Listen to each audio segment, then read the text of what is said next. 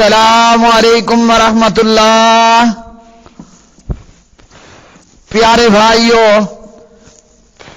اور میری معززات ماں بہنوں اور بیٹیوں، بلوغ المرام کتاب القضاء باب الدعوی والبینات، سبق نمبر ہے 293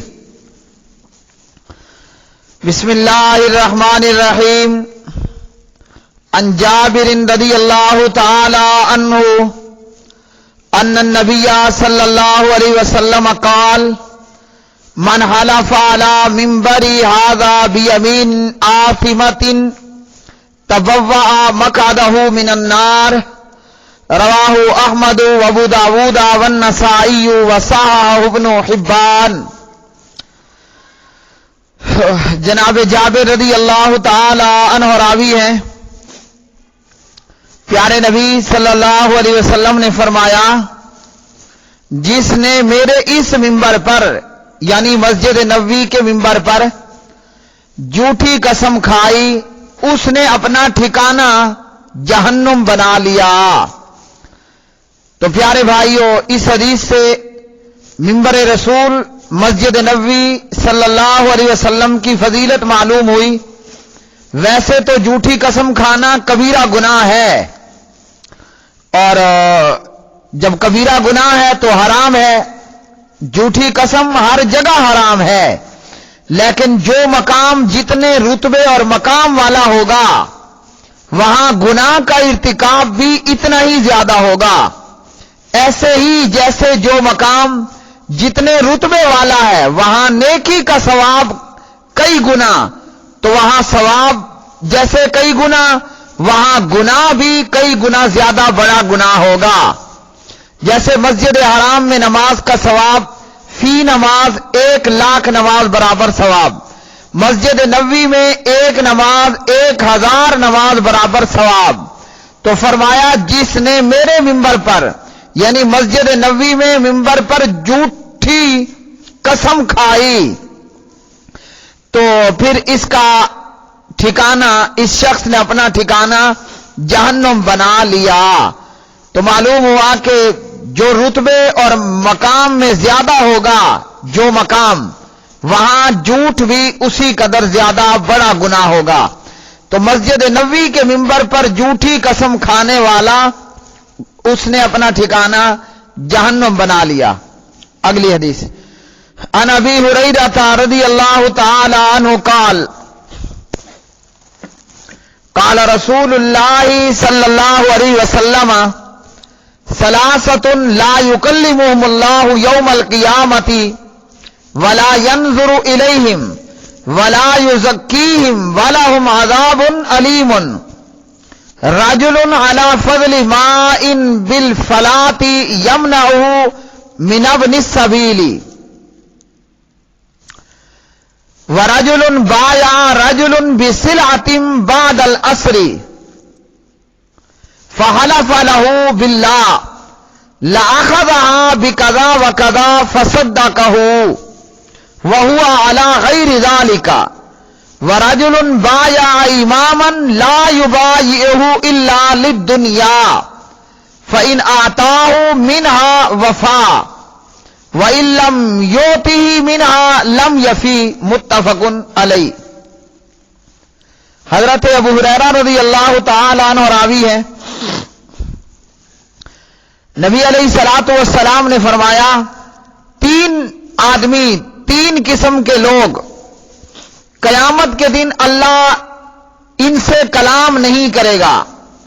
نہ اللہ ان کی جانب نظر رحمت کرے گا،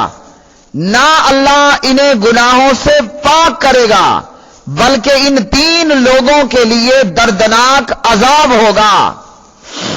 یہ 3 لوگ، ان میں سے پہلا بندہ، پہلا آدمی جو بیابان میں، ویرانے میں، میدان میں، ریگستان میں، جو بیابان میں بچے ہوئے پانی کے پاس رہ کر کسی مسافر کو اس سے روکتا ہے، صحرا میں، میدانوں میں، ویرانے میں پانی ہے مگر مسافر کو پانی سے روکتا ہے، مسافر کو نہیں پینے دیتا یا اس کے جانور کو نہیں پینے دیتا، یہ بندہ اللہ اس سے قیامت کے دن نہ کلام کرے گا، نہ نظر رحمت کرے گا، نہ پاک کرے گا، بلکہ دردناک عذاب ہوگا ایسے شخص کے لیے۔ دوسرا بندہ جو عصر کے بعد کسی چیز کا دوسرے سے سودا کرتا ہے، کوئی چیز فروخت کرتا ہے اور اللہ کی قسم کھاتا ہے کہ اس نے یہ چیز اتنے میں خریدی ہے، اور خریدار اس بیچنے والے کو سچا مان لیتا ہے، حالانکہ حقیقت اس کے برعکس ہوتی ہے، یعنی وہ چیز اس نے اتنے میں خریدی نہیں ہوتی۔ اور تیسرا بندہ جس نے محض دنیاوی غرض و غایت کے لیے حاکم کی، حکمران کی بیعت کی، اگر بادشاہ کچھ دیتا ہے تو بادشاہ سے وفا کرتا ہے، اور اگر وہ کچھ نہیں دیتا تو پھر وفا نہیں کرتا۔ تو پیارے بھائیو، اس حدیث سے معلوم ہوا کہ پانی کو مسافر سے روکنا یہ وہ گناہ ہے کہ اللہ قیامت کے دن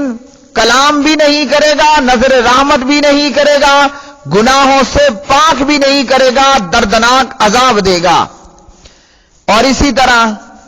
جھوٹ بول کر، جھوٹی قسم کھا کر کہنا کہ یہ چیز میں نے اتنے کی خریدی ہے، ویسے تو جھوٹ ہر موقع پر حرام، لیکن یہاں اس حدیث میں عصر کے بعد کا جو ہے یہ نبی علیہ السلام نے فرمایا، یعنی عصر کے بعد کا وقت ایسا وقت ہے کہ اس کی فضیلت ہے، اور بالخصوص ایسے وقت میں جھوٹ بولنے کا، جھوٹی قسم کھانے کا یہ خمیازہ بھگتنا پڑے گا۔ یاد رکھیے، جھوٹی قسم کھا کر سودا بیچنا ہر وقت حرام ہے، لیکن عصر کے وقت کی ایک عظیم فضیلت کہ جو عصر کے وقت میں یہ حرکت کرے گا اس کے لیے پھر یہ سزا ہوگی۔ اور اسی طرح دنیاوی غرض و غایت کے لیے بیعت کرنا، اگر حاکم کچھ دے تو وفا، اور اگر کچھ نہ دے تو پھر بے وفا۔ اگلی حدیث، عن جابر رضی اللہ تعالی عنہ ان رجلین اختصما فی ناقۃ فقال كل واحد منهما نتجت عندي وأقام بينة فقضى بها رسول الله صلى الله عليه وسلم لمن هي في يده أخرجه الدارقطني وفي إسناده ضعف۔ حضرت جابر رضی اللہ عنہ راوی، دو آدمیوں کا ایک اونٹنی کے بارے میں جھگڑا ہو گیا، ان میں سے ہر ایک کا دعویٰ تھا کہ یہ میرے ہاں جنم پائی ہے، اور دونوں نے دلیل بھی دعوے پر پیش کر دی۔ چنانچہ نبی علیہ السلام نے اس کے حق میں فیصلہ دیا جس کے ہاتھ میں اونٹنی تھی، یعنی اونٹنی کا رسا، نکیل جس کے ہاتھ میں تھی اس کے حق میں فیصلہ دے دیا۔ تو یہ روایت سندن ضعیف ہے، روایت سندن ضعیف ہے۔ اگلی حدیث، عن عبداللہ بن عمر رضی اللہ تعالی عنہما ان النبی صلی اللہ علیہ وسلم رد الیمین علی طالب الحق، اخرجہ الدارقطنی وفی اسنادہ ضعف۔ ابن عمر رضی اللہ عنہ راوی، نبی علیہ السلام نے حق کا مطالبہ کرنے والے مدعی پر قسم ڈال دی، اور یہ روایت بھی سندن ضعیف ہے۔ تاہم مسئلہ اسی طرح ہی ہے کہ مدعی کے پاس اگر کوئی ثبوت نہ ہو تو مدعا علیہ کو قسم کھانا پڑے گی، اور مدعا علیہ اگر قسم کھانے سے انکاری ہو،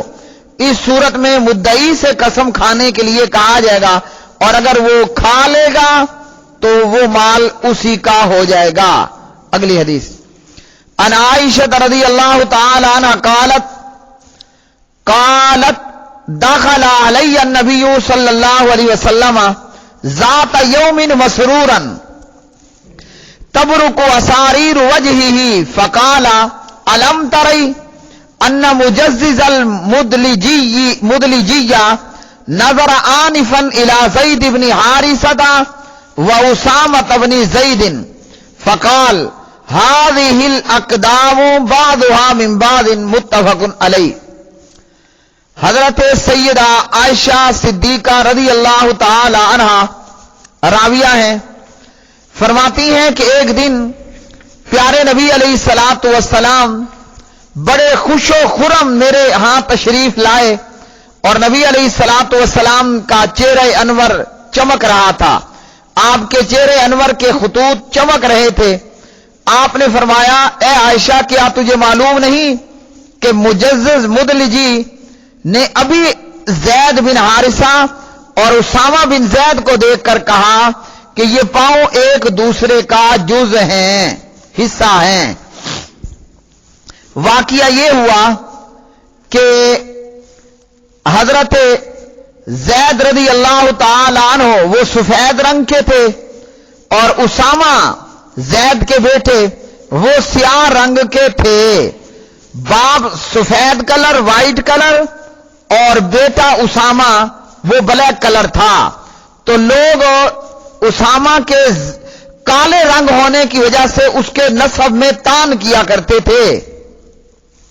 حالانکہ اس کی کوئی حیثیت نہیں تھی، لیکن چونکہ باپ وائٹ کلر سفید کلر تھا اور بیٹا کالے کلر کا تھا تو لوگ نسب میں تان کیا کرتے تھے۔ اور مجزز مدلجی نے حضرت زید بن حارثہ اور اسامہ بن زید رضی اللہ تعالی عنہ کو دیکھا کہ جبکہ اسامہ اور زید رضی اللہ عنہما اکٹھے لیٹے ہوئے تھے اور دونوں کے چہرے سر پر چادر تھی، قدم لمبے ہونے کی وجہ سے قدم کھلے ہوئے تھے، مجزز مدلجی جو کہ علم قیافہ کے عالم تھے، مجزز مدلجی علم قیافہ کے عالم تھے، تو انہوں نے جب ان دونوں کے قدموں کو دیکھا تو کہا کہ یہ ایک دوسرے کا حصہ ہیں، ایک میں سے دوسرا ہیں، یعنی یہ دونوں ان کا یہ معاملہ ہے۔ تو حضرت زید باپ تھے اور اسامہ ان کے بیٹے تھے، باپ سفید کلر کا بیٹا کالے کلر کا تھا۔ تو جب یہ بات مجزز مدلجی نے کہا کہ وہ علم قیافہ کے عالم تھے تو نبی علیہ السلام کو اس پر خوشی ہوئی کہ لوگوں کا جو تان تھا اس کا تعلق سے اس کا مزید باطل ہونا معلوم ہوا۔ تو اس حدیث سے پیارے بھائیوں معلوم ہوا ثبوت نسب کے سلسلے میں قیافہ شناسی سے کام لیا جا سکتا ہے اور یہ فیصلہ کرنے میں مددگار ثابت ہو سکتا ہے اور عدالت اسے تسلیم بھی کر سکتی ہے۔ تو پیارے بھائیوں یہ آج کا سبق نمبر 293 تھا۔ آج کے سبق میں معلوم ہوا جو وقت یا جو جگہ جس قدر عظمت والی ہوگی وہاں گناہ کبیرہ کا جو وبال ہے وہ اور زیادہ بڑھ جائے گا۔ اور آج کے سبق سے معلوم ہوا کہ ثبوت نسب کے سلسلے میں قیافہ شناس کی بات کو تسلیم کیا جا سکتا ہے۔ وآخر دعوانا ان الحمد للہ رب العالمین۔